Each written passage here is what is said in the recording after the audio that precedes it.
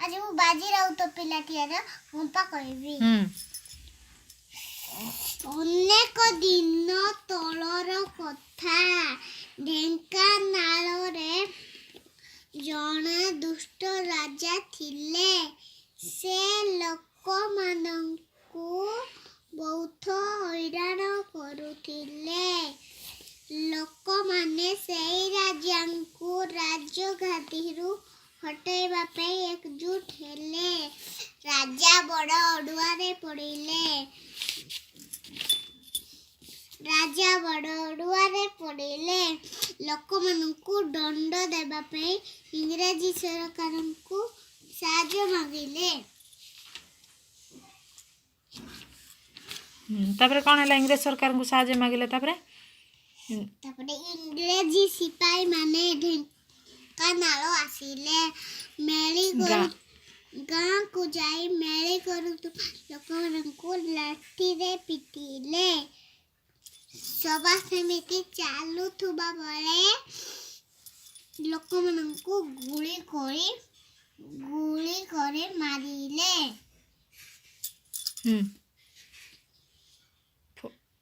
फलरे लोक माने बहुत हैरान हेले।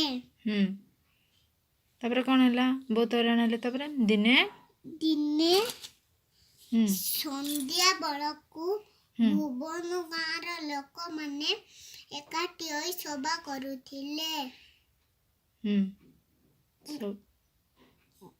सभा हाँ भंडूर करिबा सभा को भंडूर करिबा पे इंग्रेजी सिपाही माने आसिले। बामणी नदी आर पारी रे भुवन गाँ से माने नदी पार करबा पे नाउरिया को डाकिले। सेई दिन बाजीराउत बोली पिलाटिए घाट रे डंगा चलाउथाए। ताको 12 वर्ष बयस होइथाए। छोट पिला कोन हबो। से इंग्रजी सिपाही मानकर कथा जानी थिला।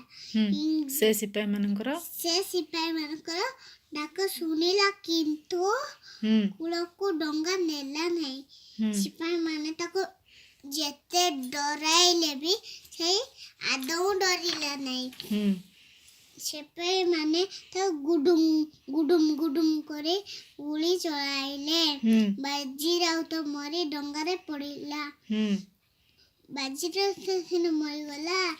ता साहस जोगु सिपाही माने भुवन गाँ को जाई भंडूर सभा को भंडूर करि पारिले नहीं।